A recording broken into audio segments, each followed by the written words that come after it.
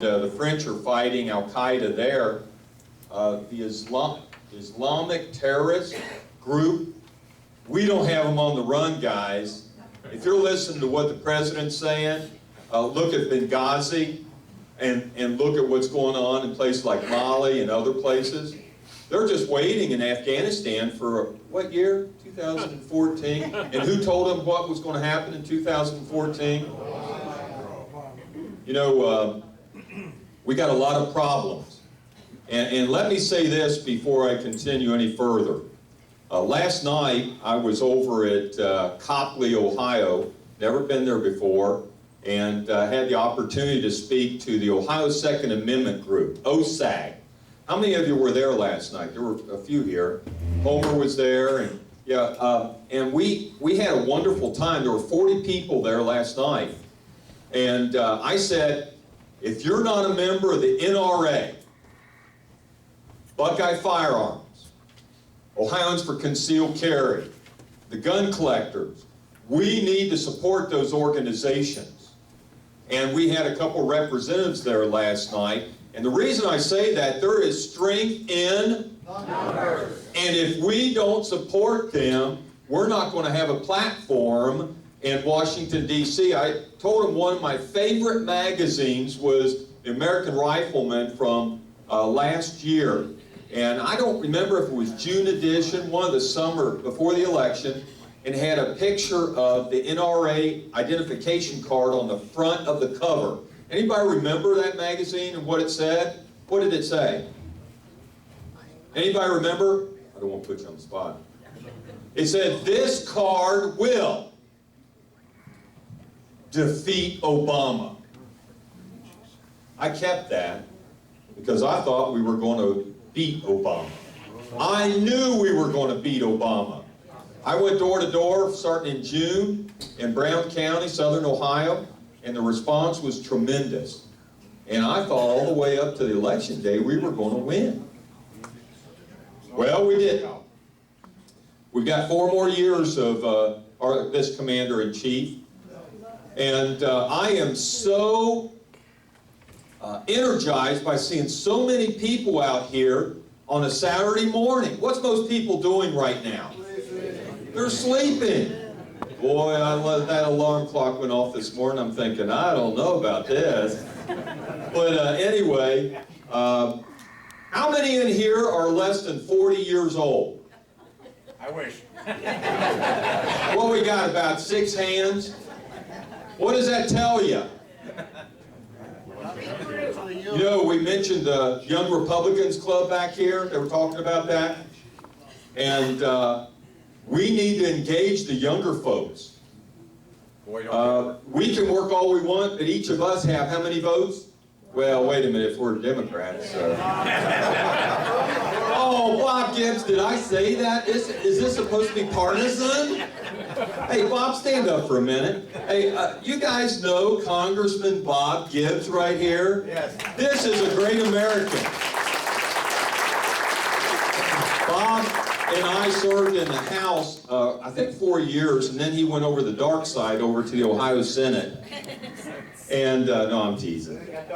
And now, God bless him, is in Washington, D.C., defending us as a member of the United States House of Representatives, okay, in Congress.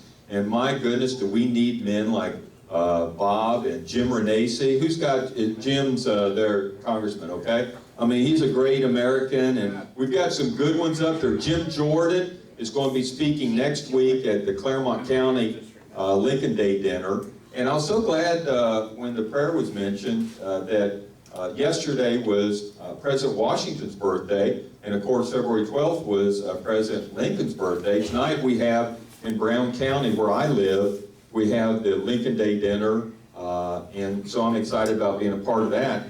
But Bob Gibbs over here, he and I were on the Ways and Means Committee for several years, and we got a lot of good things done in the House.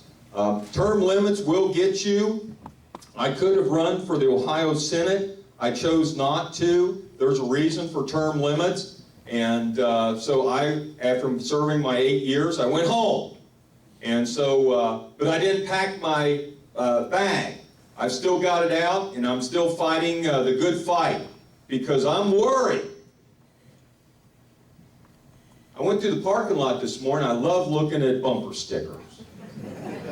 You know, I won't put any of those on my car, but I love reading it, you know, everybody else's, you know, and it's talking about liberals, and there was one said, if you're not scared, you're not paying attention, something like that. I like that one. Yeah, and then they talk about socialism, and I'll tell you what, this country, we got a lot of problems, and that's why you're here today. And hopefully, when you leave here, you're going to be energized. You're going to realize there's some other great Americans out there that think the way you do and are worried. Because if you watch and listen to the press, you're not going to get that. Amen. All you're going to get from the press is the same talking points that President Obama and his people are putting out there. And it's not the truth. I know that. Somebody better stand up and say that. I love that that sign up there, and I took a picture of that, and I just put it out on Facebook. If you want to, send me a friend request, because I go around and I try and motivate the troops, if you will. And I love that saying, stand up for America. Because if we don't do it, who's going to do it? You know, one of the men that I worked with the entire time I was in Columbus is here, and that's Chris Long. And Chris Long is a good friend of mine, and he is a patriot, and perhaps more importantly, he's a Christian. And I asked Chris if he wanted to say a few things here. I'm going to give him the microphone because I have immense respect for this man. And I'm so glad that he came here this morning, because I'll tell you what, combining all of the things that our founding fathers believed in and what the Constitution stands for, it all builds together with our Christian beliefs, what this country was founded upon, all right? And, you know, one nation. Oh my God, can you imagine anybody doesn't want that? I mean, separation of church and state. I mean, we fought in Adams County for the 10 Commandments in front of the schools. And the ACLU sued us. I hate the ACLU. Oh, yeah, you're right. Those people, I wish we could take them all and let them go have lunch with the Taliban in Afghanistan and share their beliefs with them. And see, then they'd be calling 911, wanting the Marines to come. You know, that's what they do. When they get in trouble, they call the military, right? And this sequester that's going to happen. Are y'all following that, the sequester? Oh, yeah. I mean, Bob could speak to that and everything. But why such a disproportionate amount of cuts to the military? But anyway, Chris Long is back here, and I'm going to give him the mic for just a minute or two. Chris, share with him some of the stuff coming up with the Ohio Christian Alliance. Thank you, Danny. We're going to miss you at the State House immensely. We already do. I wish he had gone over to the Senate. We certainly can use him there if you've seen the Senate. But we've got a couple of people over there. We'll see what happens with the new Senate President, Keith Faber. But they're going to need to hear from you folks on any given issue. You need to weigh in. How many here like Medicaid expansion? Anybody here like Medicaid expansion? That's not how you get a show of hands, right? We're not in favor of that either. State Treasurer Josh Mandel came out and basically announced that he said it's a bad policy. This is the governor that you elected a few years ago, right? What is wrong with him? Well, that's what you need to let him know, sir. What's wrong with you, Governor? Well, you know, you have to be like Danny. I got your back. Not afraid to speak your mind. I'm going to make this brief because I don't really want to hear what Danny has to say, but a couple weeks ago was the National Prayer Breakfast, and it was my wife and I's honor to join Senator Portman at the National Prayer Breakfast. Well, the senator said, well, I can't guarantee who's going to be the speaker, and during the Obama administration, you don't know what you're going to get at the National Prayer Breakfast. But it was a delightful surprise because the Obama administration... The Obama administration doesn't control the speakers list. The president is actually a guest at the National Prayer Breakfast. because it is organized by the Thursday morning prayer breakfast of Congress, and it's been around since the Eisenhower administration. So, and it's predominantly a Christian event, a Judean Christian event. So it was a great lineup, actually. Liz Dole read a portion of scripture from Hebrews. Even Chuck Schumer read one of my favorite portions from Isaiah 55, and that's all he said, so that was good. And so we had the Joint Chiefs of Staff, and then, of course, Dr. Benjamin Carson. And what was great about that is that the doctor basically, you know, when you read it in the media, you're saying, oh, he gave Obama what for? You know, all he did, folks, was speak his mind. In fact, I heard the same speech 2 months earlier from the doctor at a meeting in November in Washington. He didn't amend his speech because the president was present. He just said what was on his mind in spite that the president was present. So why do I say that? Because if you disagree with the governor, you ought to be able to say that. You know, Governor Kasich, I like Governor Kasich. I disagree with Governor Kasich on some issues. He probably disagrees with our positions on issues. I actually met with John a year or two before he ran for office, and I can attest that there was two men in an office at the Lieberman Brothers office in Columbus. It was just Jay and Shabria and him in there. I went in to introduce myself and to basically share with him who we are, what we're about. I was hoping that he would run for office. But from that time on, John and I have at least been able to be bold with each other and at least honest with each other. I didn't agree with him on the expansion of gambling. He didn't agree with us in opposing the expansion of gambling, so we disagree on some issues. So this last week, when this came down, when the governor's budget came down, with the expansion of Medicaid, and then a transfer from the state income tax to a state sales tax, and you saw a whole new list of 81 new sales tax items, right? And I'm looking, how's this going to work for me? And I'm thinking, okay, well, I have an open mind on that, but the Medicaid expansion, that's a non-starter, all right? Someone has to say so. So I sat back in the office and said, well, do we say something? Well, I said, if we don't say something, I know that the legislature's not going to say anything because these gentlemen want to get a bill passed. They're sitting there thinking, I don't want to get on the wrong side of the governor. Who says you have to worry about getting on the wrong side of the governor? Hello? You ought to be able to speak your mind. So we did. We weighed in on it. Ohio Right to Life came out in favor of it. And Mike Anadakis asked me, you know, even before I knew what the issue was, he said, hey, join me in a press conference. I said, well, hold the phone. We're involved in a couple big projects right now. I said, Mike, that's a complex issue. I haven't had a chance to look at it. I'm on my way back from Washington. I'll take a look at it. I'll get back with you. After I saw what it was, and for what it was, we don't have to buy into Obamacare. They're proceeding on the notion that Obamacare is settled law. Does anybody here believe that Obamacare is settled law with one Supreme Court decision? No. Not me. No. I talked to State Senator Larry Oboff. Were you aware that he was the one that helped draft the bill, or draft the lawsuit that was filed that went all the way to the Supreme Court? He's livid at what John Roberts did. Me too. According to these constitutional attorneys, that decision was a horrible decision. John Roberts turned his back on the Constitution and on individual rights of individuals. So there are other cases that are going forward, so it's really faulty on the notion that the government and the governor and those who are advising him are proceeding with this Medicaid expansion on the belief that Obamacare is settled law. Not my book, not in the book of most Ohioans who voted for the Healthcare Freedom Amendment. Who voted for that a couple of years ago, right? It was our announcement as Ohioans, we don't want Obamacare. We don't want the federal government involved in our decisions for our medical choices. Isn't that right? Right. Well, we need not to abandon the ship, folks. We need to keep on telling them in Columbus now, because that's where the state's battles have gone back to. The only thing we can hope for with Congressman Gibbs and those who are holding the line up there in Congress is that they have the Appropriations Committee. They can start defunding some of these things. They can hold the line, and please encourage them, because the national media is going to be lambasting them. They're going to shut down the government. They're going to do all this and all the scare tactics that Obama's doing. You want to give them courage? Call them. These numbers here today, this is what they need. They need to know what you believe. Silence is not going to get it done. Silence is just going to be status quo going forward. You can't have that. But back in the States, we can make a difference. And here in Ohio, we're that battleground state again, so you have a governor who's proposing the expansion of Medicaid and a bigger budget. Let's see. Strickland's last budget was $51 billion. You remember that, right? And then the first budget of Governor Kasich was $56 billion. Where's the austerity?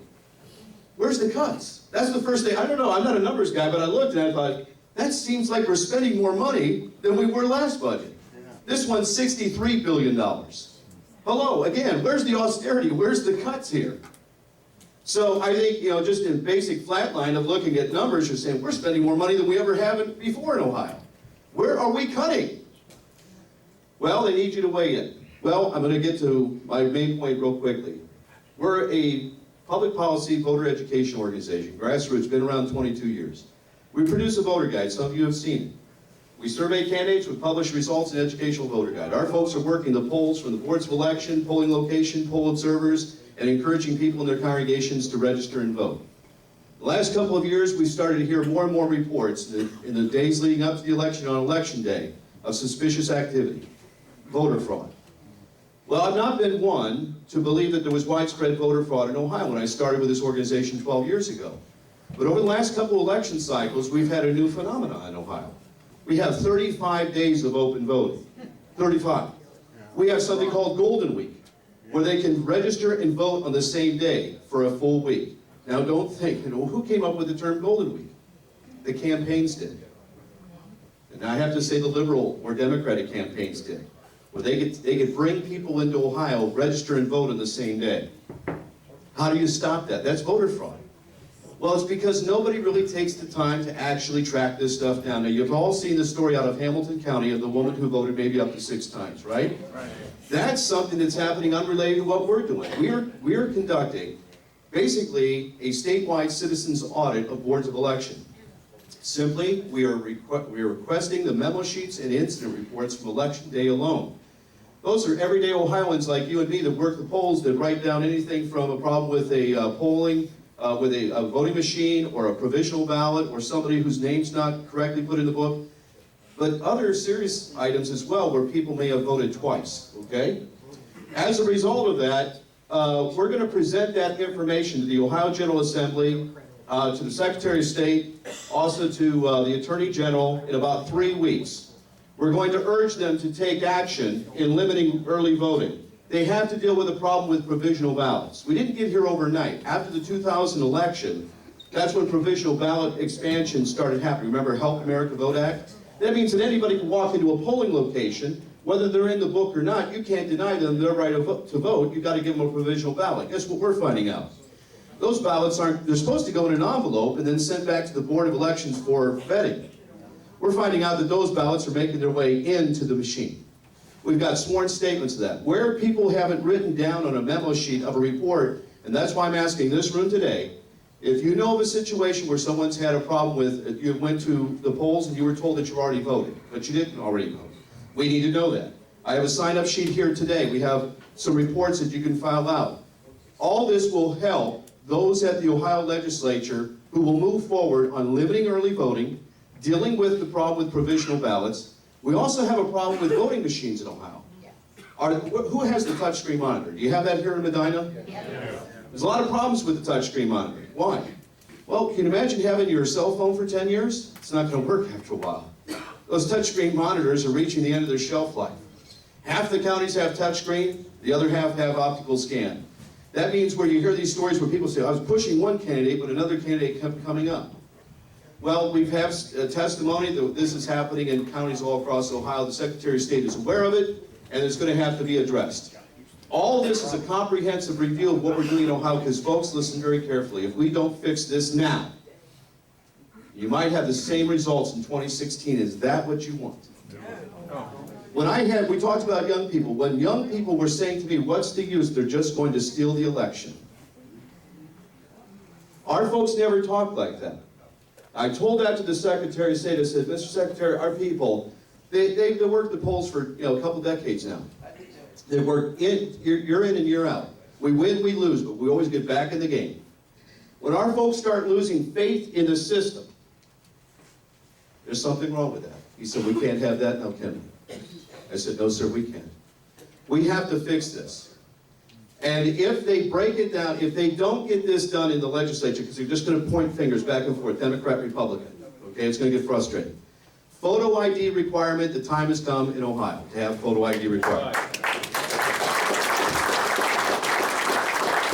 Speaker Batchelder's on our side. I had lunch with him for 2 hours. He pointed at me, he said, hey, that poll's at 70%. The Speaker knows what needs to get done. We need to get through the Ohio legislature. If for whatever reason they screw this up, and you know that they have the ability to screw it up, right? Then we, the people, will take it to the ballot, and we'll be able to get it done. Thanks. Now, can you see why I asked Chris Long to speak there for a few minutes? I can remember standing on the floor of the House of Representatives, and I had my photo ID there for my concealed carry permit, and I held it up and showed everybody.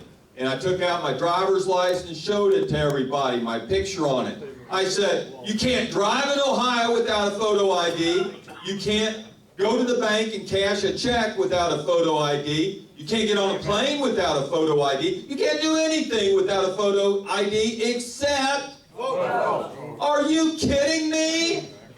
What's the most important thing of all those there? Voting, all right? Now, we had a question over here. This young man had his hand up. Did you have a question for Chris? Chris, could you quickly relate what happened to your daughter at Ashland College? Oh, yeah. My daughter is a student at the Ashbrook Center, and her roommate is a registered Democrat in the state of New York, and she's also a student of the Ashbrook Center. Her name is Hallie. She was approached by an Obama campaign worker in the cafeteria at Ashland University in September and said, are you registered to vote? She said, yes, I am. I'm registered in the state of New York, and I've already applied for an application for absentee ballot. This Obama paid campaign worker went on to say, oh, but you can register right here in Ohio and vote. And this conversation goes after she had already heard that she applied for an application for absentee ballot in the state of New York. Wink, wink. And then, oh, but you can register right here in Ohio. This is the one of the things, if you want to volunteer, this is critical. I'm glad that you brought this up. We believe as these kids were encouraged to vote in Ohio, okay, they used the residence hall as their place of location. It wasn't made clear to them you can only vote once.